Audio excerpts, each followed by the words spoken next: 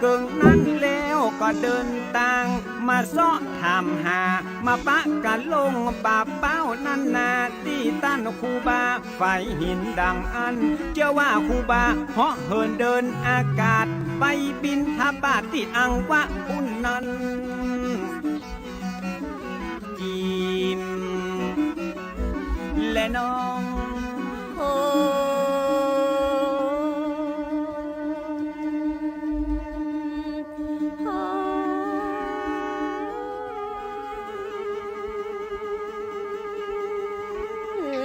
ความดีที่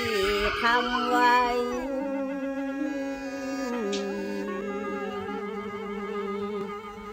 ผลแห่งความดีได้มาตอบสนอง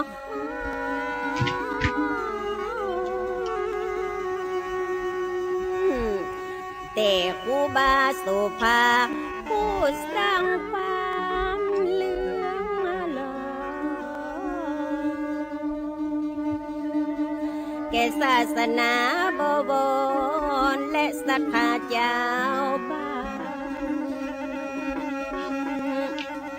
ทางการใดน้องทว่า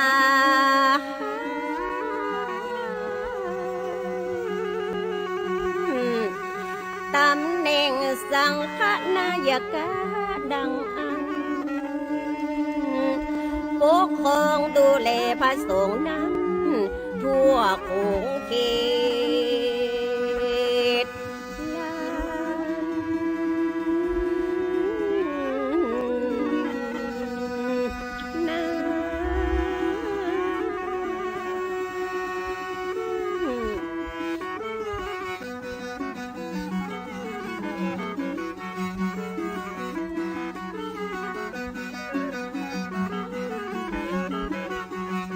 เก่งบริหารจัดการทุกด้านตั้งวัดตั้งบ้านไปนอกไปในความดีมีหลายไผ่ก็ชอบสู้และมีความหูเก่งการปก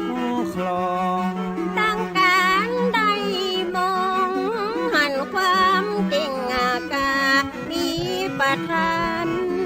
นำหน้าพระเจ้าวิจญานนท์ถวายตำแหน่งเบื้องบนสมานาศักดิ์เทระเป็นปฐม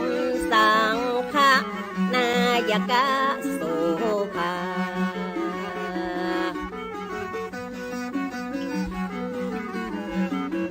ถวายมุทิตายินดีจัด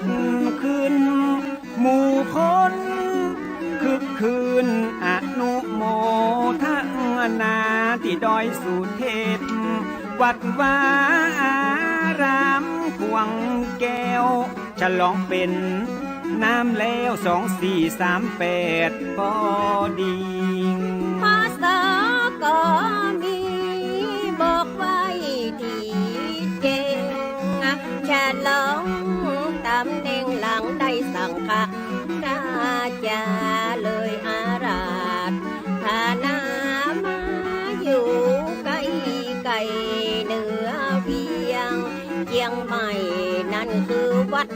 เจียงยืนพศวันคืน2439เพื่อการพอเฝ้าและพัฒนาดูแลศาสตร์ศาสนาสั่งค้าใหญ่น้อยฮือเป็นไปเรียบร้อยสะดวกสบายศาสนาเรื่องไหลใดๆก็ก้าวหน้าบาตกตามจากการศึกษาก็ดีกรรมฐานก็มีพิปัสสนามุ่งมั่นล้วนเป็นพื้นฐานศาสนามั่นคงต่อมามีองค์ภิกขุหนุ่มน้อยกิริยา บร้อยมีน้ำว่าปิงบ่ฮือสุงสิงพระส่งตนเท่าบ่ฮือไปไวตุเจ้าติดมัดอกมัดแอวสัตว์พาเตกแถวเป็นสองหมู่สองข้างพระสงฆ์เตกมังกาจัดกาใหญ่เป็นสองมีกายวุ่นวายเสียงทานนาพระป่าพระบานแยกกันวันตาลัทธิมหาปิงท่านกุมภาบ่มัดอกฮือจ้าพอแล้วบ่งามหลายคนหันตามไปนิยมชอบสู่นิกายใหม่ไฟยูอคติลำเอียงปากันทกเถียงสำเนียงตอบโตพ้องก่ออวดโอว่าลัทธิไม่ดีพ้องกะบอยอมดีว่าเก่าดีดังอันนาต่างพอคัดค้านขาดแย้งบ่มาชมให้บ่ประนอมปราณีโอบเพื่อหันแต่นอกเนื้อบ่หันไปในต่างคนต่างใจว่ากันบ่ได้ประชาธิปไตยต่างมีสิทธิเสรีอยู่มาหลายปีเห็นที่เจ้าบ้านกลุ่มผู้อยู่ข้างผ่านมาหาปิงล่องไตจากเบี่ยงพิงไปขอตำแหน่งใบท่าคือท่านมหาปิงได้เป็นเจ้าคุณนาพีที่สารละคุณเป็นตำแหน่งใหม่มาเจ้านายล้านนาหลายผู้หลายคนต่างก็น้อมตนเป็นสิทธิชิดไกลเอามาหาปิงย้ายมาเจียงมันอารามและได้จักนำนิกายไม่เข้ามาลักของเก่าแต่ก่อนเดิมมาส่วนตานอุบาโสภาก็ต่อต้านนักบางอย่างทำนั้นมันบ่เหมาะบ่ควรหันว่าผิดพวนบ่ควรทำอย่างอันพระป่าพระบ้านก็สิทธศาสตร์สัตดาองค์พระศรัทธาพระพุทธเจ้าไปแยกหมู่แยกเหล่ากันอันจะได้ทำดีทางไปขออย่าได้อวดอ้างมายกตนผมต้านโบราณว่าก็ดีป่าเวนีล้านนาเก่าเกลือถ้าบ่โอบเอื้อก็บักควรทำลายคือได้สูญหายไปจากโลกลาอนาคตวันหน้าลูกหลานของเฮาจะเดือดร้อนมองเงาจะเอาอันยังมาอ้างปากันแยกมั่งบ่สร้างความสามัคคีผู้บ้าก็มีเจตนาดีชัดเจนบ่ใจไปเก่งขัดแย้งขวางต่างบ่ใจไปคอยและหวังอยากดังมีนาเพื่อภาษาศาสนาและศรัทธาญาติโยมจะได้สุข สมเหมือนอย่างก่อนกี้ถ้าเป็นอย่างนี้บ้านเมืองก็วุ่นวายป่าฮือยิ่งใจตั้งหลายหนุ่มเท่าสับสนแต่เราเลือกหักเลือกยัง จริงรวมพลังพร้อมกันต่อต้านพระสงฆ์เจ้าบ้านผู้เลื่อมใสศรัทธาในตัวตานอุบาโสภาตนเท่าเรื่องถึงเก้าเงาพระมหาธีลาดูแลศาสตร์ศาสนาสังฆาเมืองไต้เก้าเงาตนใหญ่ที่บางกอกนะคอนหูความสั่นคลอนเดือดฮ้อนดังอันมีคำสั่งมานั้นหือตั้นครูบางอาราธนาไปบางกอกเมืองกว้างเพื่อระงับยับยั้งเหตุการณ์อาธิกรศาสนาบ่บนป่ามองมนความบัวบ่อคือจำน้ำบ่คือปุ่นมัว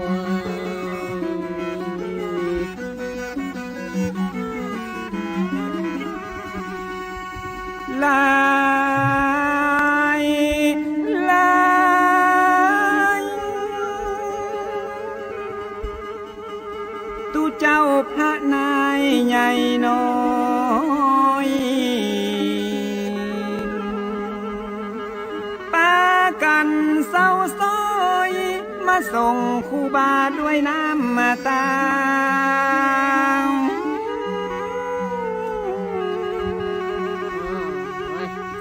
ตลอดจนถึงคณะศรัทธาหลั่งไหลกันมาที่ตาน้ำมาดังอัน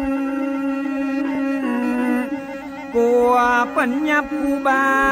ไปครั้ง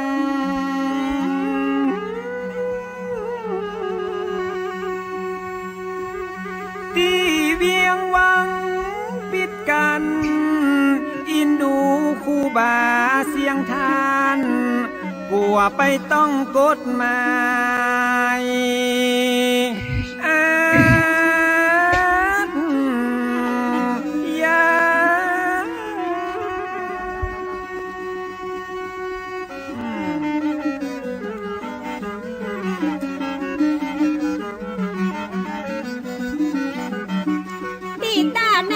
ว่าชัยมงคลสถาสาธุชนไหลหลังไก่ไก่ปากันนาเตียวแย่งละมาห่วมได้ยินนาขาวลือพ้องก็ว่าดีว่าให้ครูบาได้ฮับหนังสือว่าเป็นกระบฏบัดต้องนับถือป้าคือโบราณนาเตกแย่ไฟปอนลามปักครูบาว่าต้องประหารกลางวันแสกพ้องว่าถูกขังเดี๋ยวแยกว่าไปต่างๆนาข่าวลือแพร่ไปทั่วทิศปางฮือลูกศิษย์ลูกหาผู้ที่เลื่อมใสครูบานั่งเจ็ดน้ำตาย้อยอาบตั้งไปละตัวเจ้าพันแน่นตีก้อยบำเพ็ญไว้กับเตกตื่นกันมาหยาบตกออกเหนือไตไหลมานั่งสวดใจยักมงคลนังบูบาตนเมตตากาแก้วจากทุกพยามดสิ้นปัญหาทุกอย่างบักกองตูเจ้าสวดจบศรัทธากราบนบพร้อมพังบอกว่าคนยืนคนนั่งบ่มีตังวางเตี้ยวตึงยิงตึงใจอดปากันดักหมดบ่เอ็กบ่เอวห่วมใจกันเป็นหนึ่งเดียวมาส่งคู่บาไปบางกอกเมื่อคนนำมากันดวงลา ครูบาก็ได้ประกาศบอกเกษัตริย์พาละพ่อออกแม่ออกบ่ว่าไปนอกไปในขอคือหมู่เฮาพี่น้องบ่ต้องห่อนอกตกใจบ่ต้องเป็นห่วงเป็นใยบ่ใจมีภัยมีเฮาไปประชุมสังฆะสันนิบาตที่กรุงเทพนับเป็นโอกาสพิเศษจะได้หูดำหูแดงเฮาจะได้เสวนาอูจาพาทีจี้แจงเปิ้นว่าเพชรดีต้องมีแสงได้สำแดงฮือเปิ้นได้พอพศ2449คนเฝ้าฟังข่าวแต่นอไผก็ไผหันนาให้โปรดณที่ตามนักวัดเด่นทำกลางในที่ประชุมเป็นที่จุมนุมมหาเทรนครูบาฝ่ายหินได้นั่งใจเย็นร่วมกับสังฆาผู้ใหญ่พระบาทสมเด็จร.5ประทับนั่งหน้าไกลๆตัดถามถึงความหอนหายไปในพระทรงฆ์ลานหน้าครูบาถวายพระพรตอบขั้นตอนของปัญหาชะฉานไขข้อสั่งกาองค์มหาราชาพอพระไทยยิ่งมีพระราชปฏิสันทานกับท่านครูบาหลายสิ่งจนทำมาเพื่อพระไทยมิ่งเลื่อมใสในตัวครูบามีใจแนวแน่ดูแลพระศาสนาสนับสนุนตั้งการศึกษาของพระสังฆาทุกฝ่ายทรงทราบถึงข้อเท็จจริงก็ยิ่งเข้ามากราบไหว้ทรงหันการเอาใจใส่และมีวินัยดีงดงามศีลาจารวัดผลงานประจักษ์เป็นสักขีสมเป็นสิทธิ์พระมุนีควรที่อวดอ้างยกย่องยืนถวายนพระราชทานตำแหน่งเป็นการประกาศตรงและเป็นการเชิดชูยกย่องเป็นพระราชาใหญ่โตเพราะคุณและความดีมีนักสูงเกียรติสูงศักดิ์อักโคทำหน้าที่พระสาวกของพระพุทโธของหลวงในพระราชทินนามพระอภัยสารทะสังฆปาโมก2449หายโศกเป็นโจกใจยักมงคลกลับมาสู่เวียงเจียงใหม่ยิ่งใจพร้อมกับพระสงฆ์หลายคนหลายลูกหลายตนต่างตั้งขบวนแห่ขบวนพระสงฆ์องค์เน้นไปเส้นตามลำน้ำเมบอกว่าตุนหนุ่ม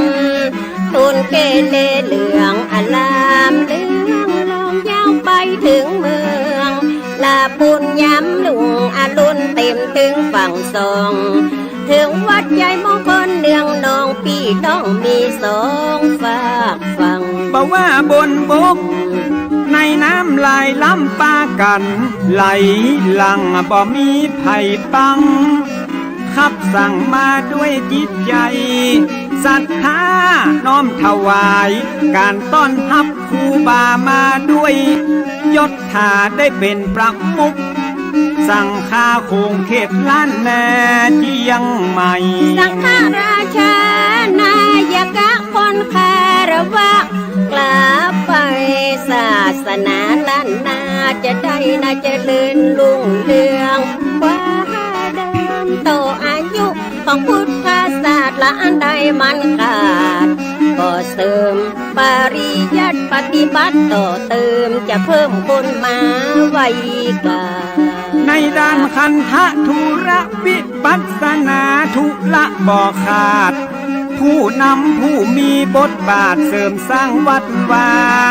อารามวิหารศาลากุฏิบ่มีติเหยียดยามวัดวาเจริญงอกงามสมนามเวียงพิงยิ่งใหญ่ศาสนาเจริญที่สุดละ บ่มีจำจุดมองใหม่เมตตาประมุขทรงใดแลดูใจใสอย่างดีพอโซ2457นาสิริอายุ83 ปีชราภาพแล้วเต็มที่สิ้นปารมีบุญญาพระอาภัยสาราทะที่คารวะมรณภาพทิศยานุสิทธิ์หลายหลากสร้างอนุสาวรีย์ไว้ที่วัดฝ่ายหินเป็นถิ่นดินแดนสักกี่วันกี่เดือนกี่ปีบ่มีวันสูญสิ้นจืดวันที่21เดือนเมษายนลูกศิษย์ผู้คนเปิ้นเมตตาบุญล้านนาละพมาไตลือลดน้ำหูปันหูบาเป็นประเพณีประจำปีวัดเลี้ยวก็ยังจัดบวชเน้นโดยหน้าพักโดยเดินล้อนที่ศีลภาวนาอบรมธรรมะทายาคือหมู่เหล่าเยาวชนฝึกฝนสวดมนต์ไว้กราบหูถึงหลักพุทธศาสตร์ข้อวัดปฏิบัติเจ้าเล่งเพื่ออนุภาพพระพุทธพระธรรมพระสงฆ์มีแสงทานธรรมจะได้เข้มแข็งมั่นคงอยู่คู่มนุษย์โลกท่านเจ้าอาวาสองค์ปัจจุบันจัดกิจกรรมละมีประโยชน์อาราธนาละพระสงฆ์มาโพเทศทำเป็นวางเป็นข่าวรถด่วนขบวนพิเศษร่วมกับกลุ่มหนุ่มบ่าวสาวจังหวัดเชียงใหม่ของเฮาช่วงกลางวาสาตาลอ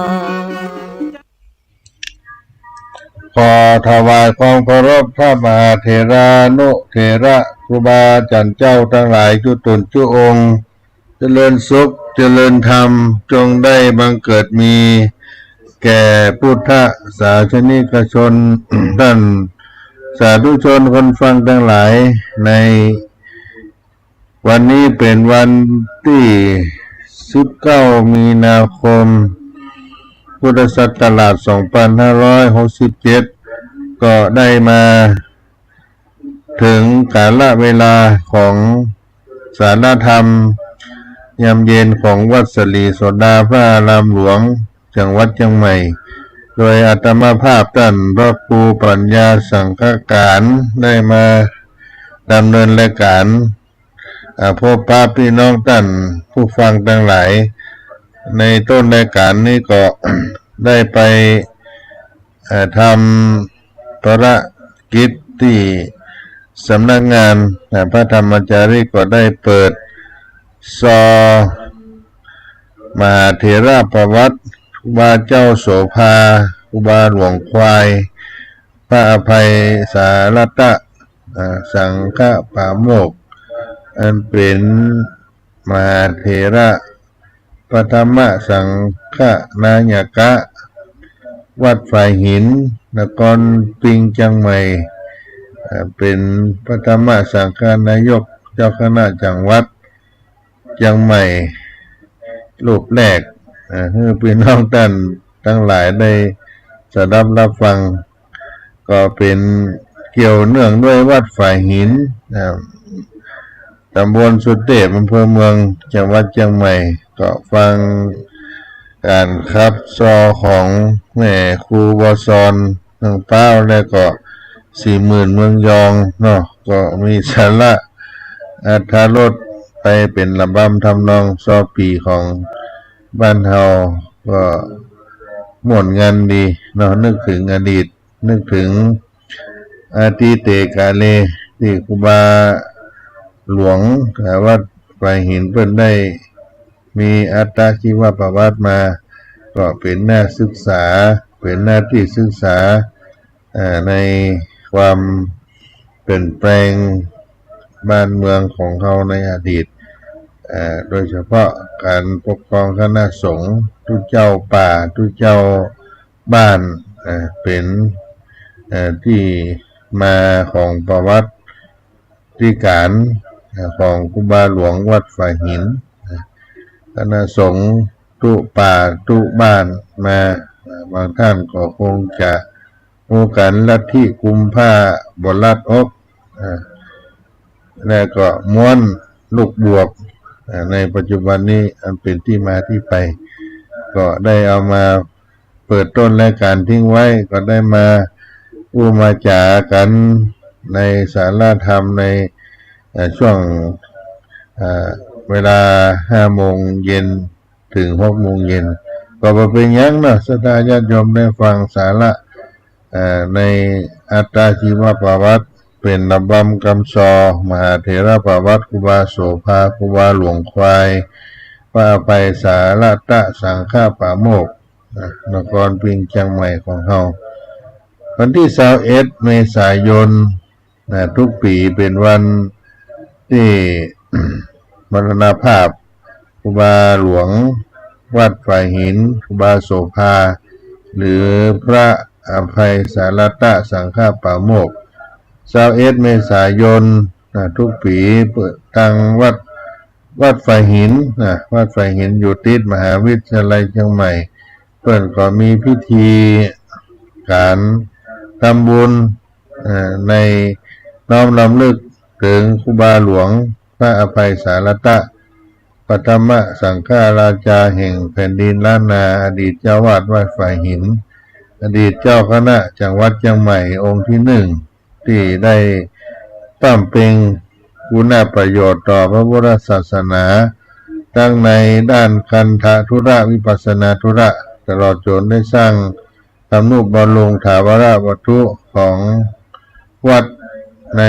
แผ่นดินล้านนาไทยก็ตรงกับวันมรณภาพของพระเดชพระคุณท่านเจ้าคุณพระอภัยสารตะครูบาหลวงวัดฝ่ายหินครูบาโสภาหรือครูบาหลวงควายในวันที่21 เมษายน 2567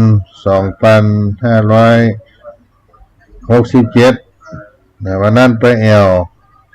สถานีวิทยุอาจารย์พระครูสมุวิสุวัฒน์วรกิจโจเพิ่นก็ว่าจะมีการจัดงานเรื่องการบำเพ็ญกุศลรำลึกถึงครูบาหลวงโสภาพระอภัยสารตะสังฆปาโมกข์ปฐมสังฆราชาแห่งแผ่นดินล้านนาไทยปฐมสังฆเจ้าคณะจังหวัดเชียงใหม่องค์แรกซึ่งก็ตรงกับวันที่21ของทุกปีที่ครูบาหลวงเพิ่นได้ละสังขารในวันที่21 เมษายน พุทธศักราช 2457อายุได้84 ปีย่างเข้ามาก็เป็นพระมหาเถระเจ้ามีประวัติศาสตร์ก็เบื้องต้นอาตมาภาพได้ไป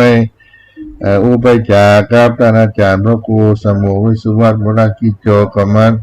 ฟังในประวัติก็นึกได้ที่ท่านได้ถึงการละสังขารไปก็เป็นการน้อมรำลึกถึงครูบาหลวงวัดฝ่ายหินทุกปีก็จะจัดในวันที่21 เมษายนเพื่อน้อมรำลึกถึงบูรพาจารย์เจ้าครูบาหลวงควายครูบาโสภาพระเดชพระคุณพระอภัยสารตะสังฆปาโมกข์ปฐมสังฆราชาเจ้าในพระนครพิงเชียงใหม่ของเราก็เป็นการรำลึกถึงความกตัญญูกตเวทีวันนั้นท่านอาจารย์พระครูสมุวิสุวัฒน์วรกิจโจเพิ่นก็ได้พูดว่าจะมีการทำเหรียญครูบาเจ้าพระอภัยสารตะสังฆปาโมกข์แจกโดยในวันที่21 เมษายน 2567ก็จะมีการปั้มเปลงกฐาธิการสมโภชเหรียญวาหลวงวัดฝ่ายหินนี่นะเพิ่นอู้กันวันนั้นจะมาภาพเข้าไปเยี่ยมเมื่อเนี่ยก็เข้าไปที่สถานีไปเยี่ยมไปเยียนด้วยความเคารพนับถือกันครับอาจารย์พระครูสมุวิสุวัฒน์วรกิจโจเพราะว่าบางครั้งก็ได้ส่งสัญญาณทางอินเทอร์เน็ตมาที่วัดสลีโสดาพระอารามหลวงแต่ก่อนได้มีโอกาสไป ออกอากาศประจำสถานีท่านได้ตั้งโปรแกรมตั้งการถ่ายทอดไลฟ์สดมาที่ทางโน้ตบุ๊กก็เลยเอามาใช้จนถึงปัจจุบันมีเวลาว่างก็เวียนเข้าไปเยี่ยมอาจารย์ท่านผู้อำนวยการสถานีวิทยุของ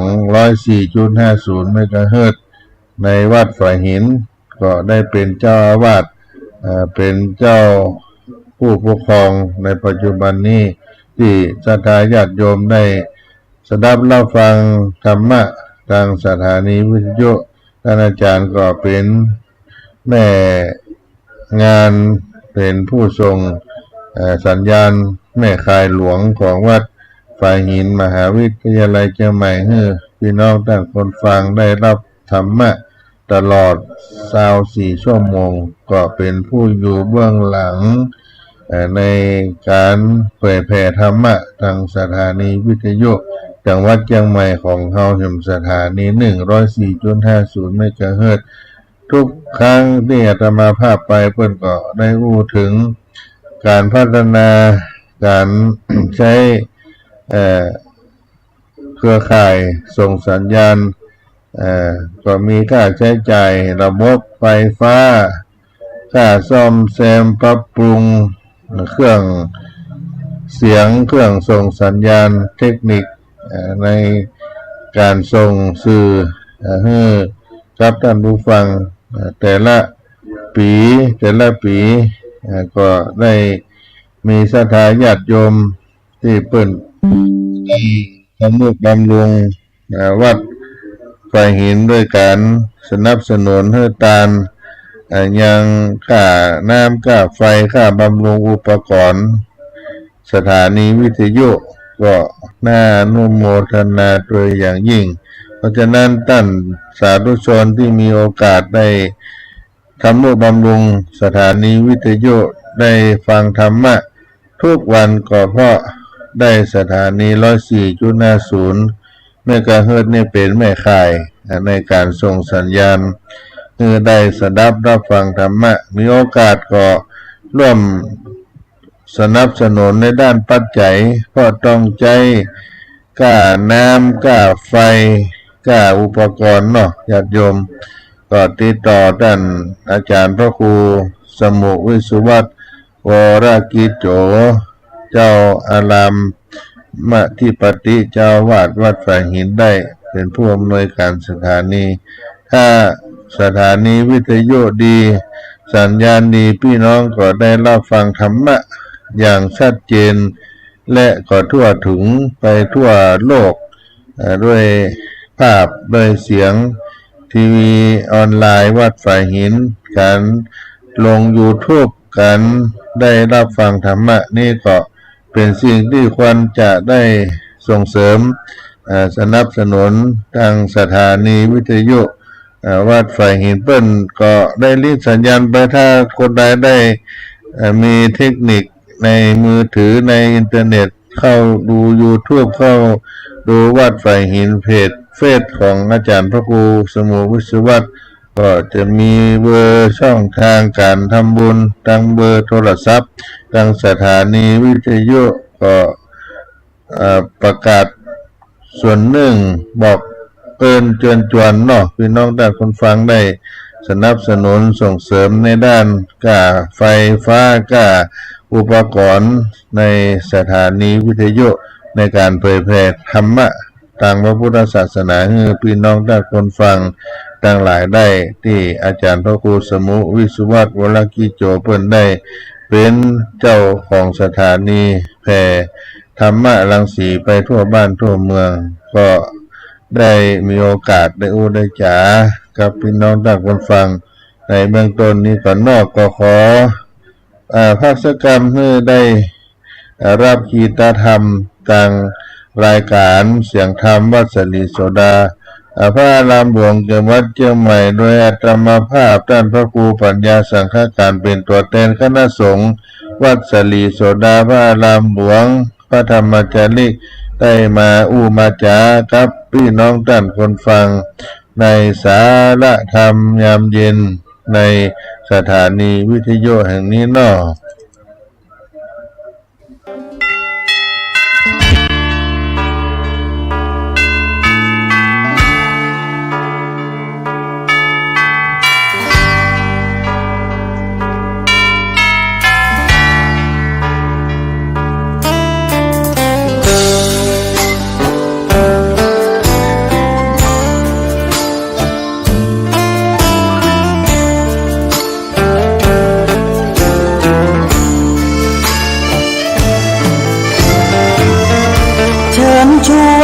ท่านเข้าวัดเข้าวาฟังธรรมะจากหลวงตาเสริมชีวาให้สุขสดใสยึดมั่นหลักธรรมคำสอนไว้ให้ขึ้นใจความดีรีบทำกันไว้หญิงชายอย่าได้นายนี้เชิญชวนทุกท่านเข้าวัดเข้าวาทำบุญด้วยจิตศรัทธาบุญพาให้เราสุขีจะทำการใดนำใช้ในสิ่งดีทำบุญให้ทานวันนี้ไม่มีใครว่าใครชังสมัยก่อนประทับใจปู่ย่าตายายวันพระไม่เคยเบื่อหน่ายจำได้ไม่ลืมสักครั้งเหตุใดวันนี้มีคนเข้าวัดน้อยจังอยากให้เหมือนก่อนอีกครั้งฝากความหวังกับคนรุ่นใหม่เชิญชวนทุกท่านเข้าวัดเข้าวารับศีลรับพรหลวงตาเสริมคุณค่าให้กับจิตใจกระทำความดีเรื่องนี้ไม่ต้องอายใครว่างจากการงานเมื่อใดเชิญชวนท่านไปทำบุญ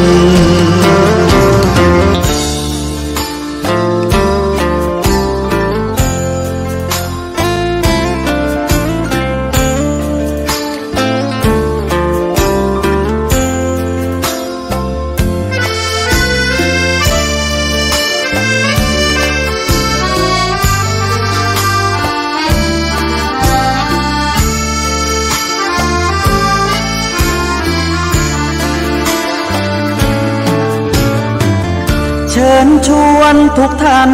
เข้าวัดเข้าวารับศีลรับพรหลวงตาเสริมคุณค่าให้กับจิตใจกระทำความดีเรื่องนี้ไม่ต้องอายใครว่างจากการงานเมื่อใดเชิญชวนท่านไปทำบุญกระทำความดีเรื่องนี้ไม่ต้องอายใคร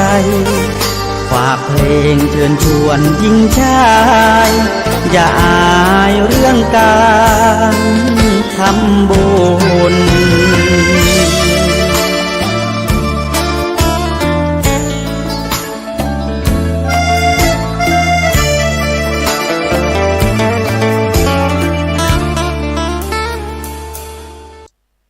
ก็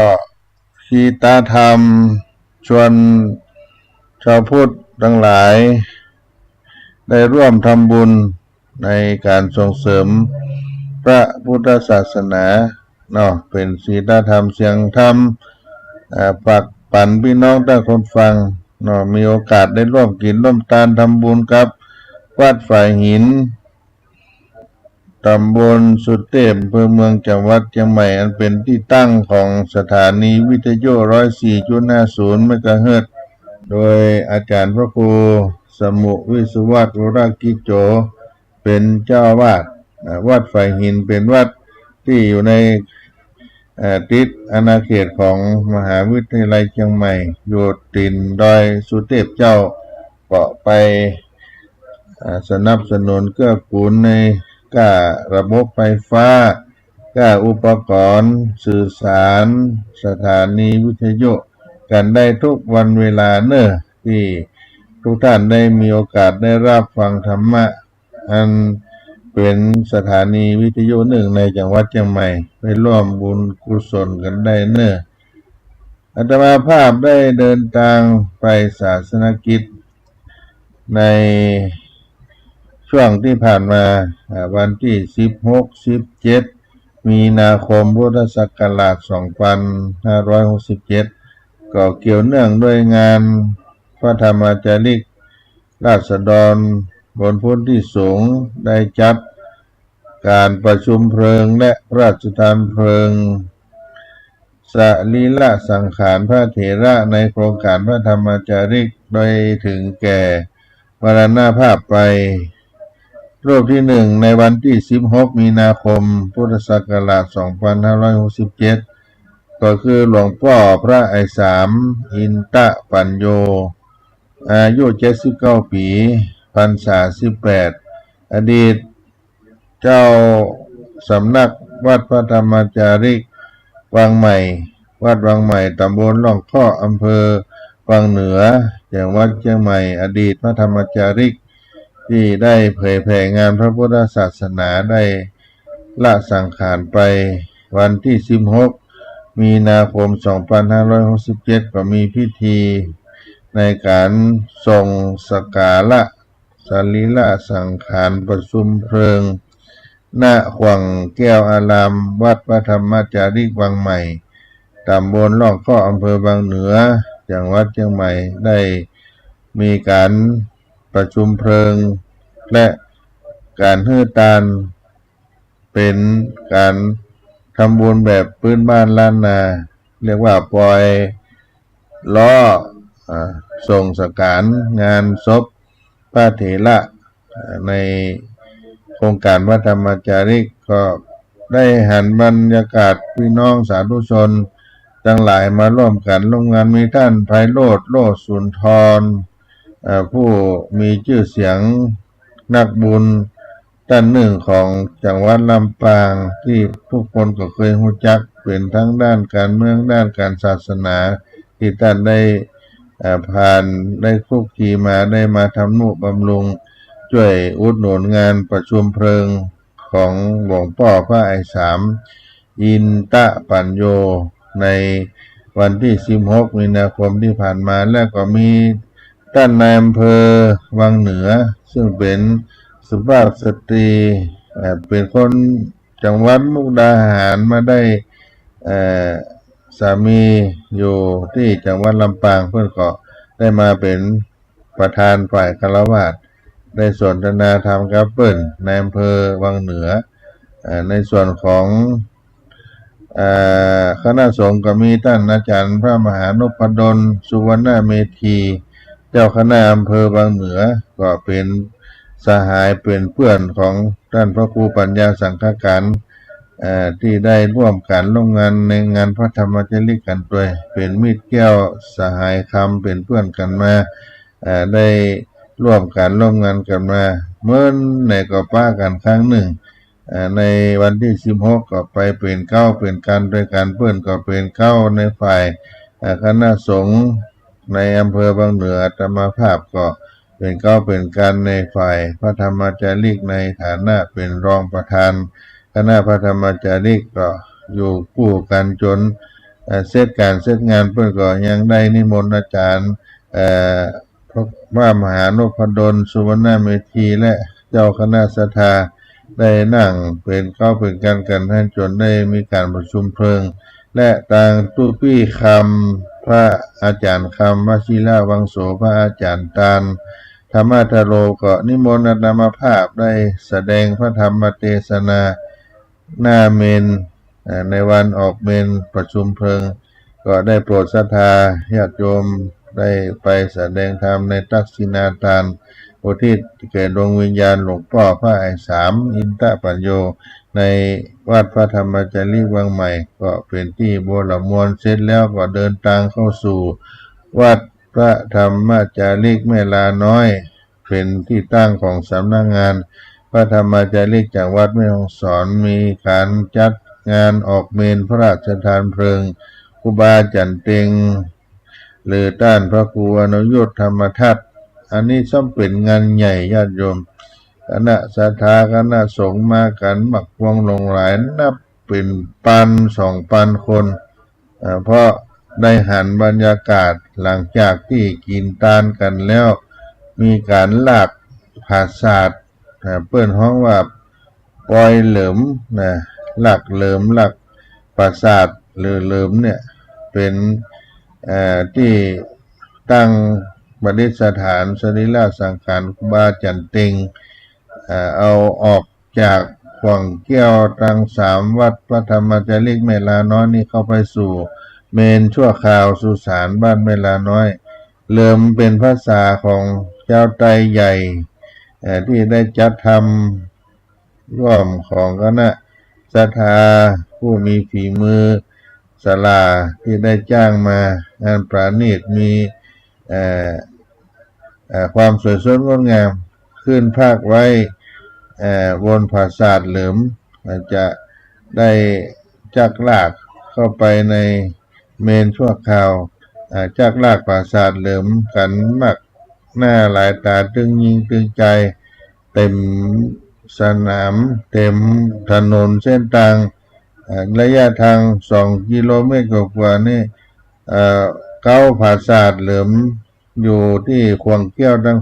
3ป่ายที่คนจักไปถึงป่าหิ้วบนละญาติโยมปสุสาน2 กิโลครึ่งก็นับว่าเป็นประเพณีหลักเหลิมปราสาทศพครูบาสังฆะถ้าเปิดมีอายุ90ขึ้นไปก็ดีเพื่อก็ถือว่าเป็นมหาเถระก็จะมีพิธีแบบนี้จะแตกต่างจากการลากปราสาทของทางนั้นนะเพราะทางพุทธจะมีขันจักตั้งหน้าแล้วก็จักตั้งหลังปล่อยปราสาทเข้าไปเป็นประเพณีที่หาชมหาป้าได้ยากเหมือนกันเพราะว่าการที่จะได้ลากเหลิมลากปราสาทเป็นวิธีของพี่น้องชาวไทยใหญ่ที่ได้เอามาทำผสมผสานกับล้านนานี่ก็เป็นภาพบรรยากาศคนได้ไปวันนั้นก็เป็นภาพประวัติศาสตร์ของครูบาเจ้าจันเต็งครูบาจันเต็งท่านพระครูอนยุตธรรมทัศน์เนาะที่ปล่อยเหลิมหรือว่าจักรากปราสาทแบบไตใหญ่ก็บ่ค่อยพบค่อยหันได้บ่อยครั้งจะจัดสำหรับพระเถระผู้ใหญ่ที่มีพรรษาสูงที่เคารพนับถือของประชาชนโดยเฉพาะครูบาจันเต็งพระครูอนุยุตธรรมทัศน์นี้เป็นผู้เผยแผ่งานพระพุทธศาสนาในจังหวัดแม่ฮ่องสอนโดยเฉพาะอำเภอแม่ลาน้อยอำเภอแม่เสลียงอำเภอขุนยวมเนี่ยนับเป็นเวลา53 ปีญาติโยมคนก่อนหลั่งไหลกันมาเป็น1,000-2,000ปันลงตาลนี่แทบจะบ่พอให้ต้อนรับญาติโยมเพิ่นมีการตึดเหลิมลากปราสาทศพแบบไทยใหญ่ก็เป็นบรรยากาศที่ทำให้คนที่ไปนั้นได้ตราตรึงอยู่ในจิตใจอยู่เสมอที่ครูบาจันเต็งท่านพระครูอนุยุตธรรมทัศน์เป็นพระเถระที่ได้สร้างคุณงามความดีให้กับพระพุทธศาสนาถ้าเป็นบ้านล้านนาเฮาก็เรียกว่าการลากปราสาทปล่อยล้อครูบาจันเต็งเพิ่นเป็นพระเถระที่มีเชื้อสายไตใหญ่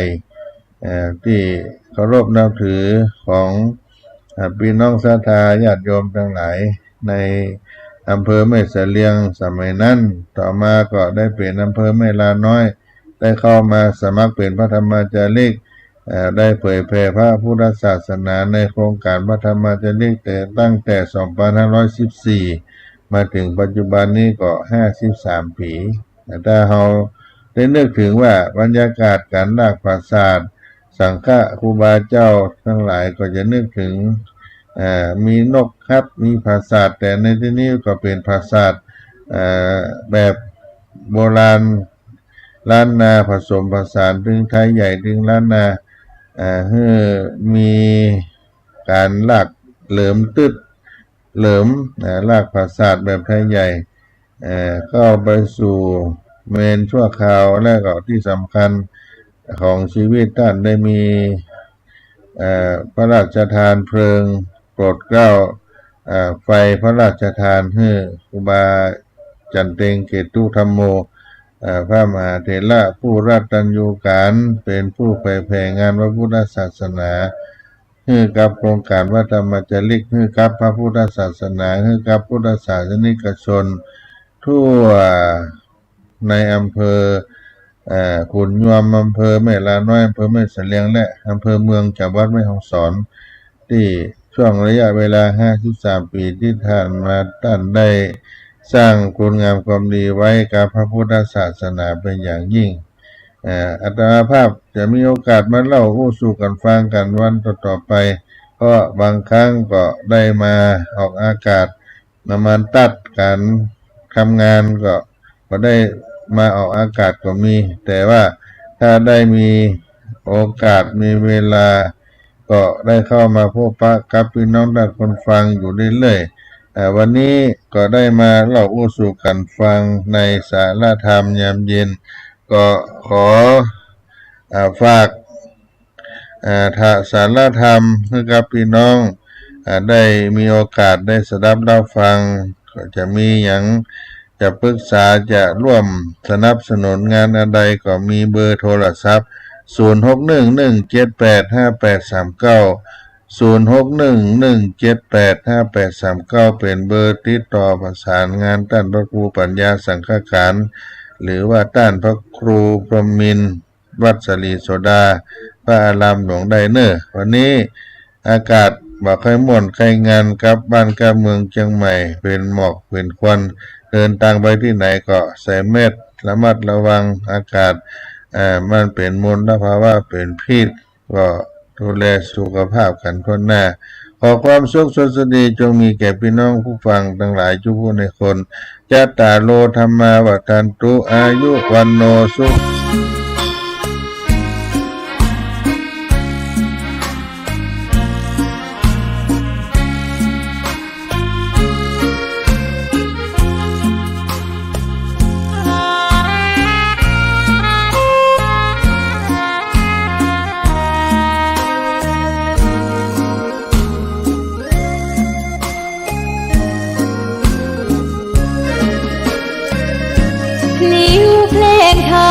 ถูกถ้อยคำเข้าถึงจิตใจ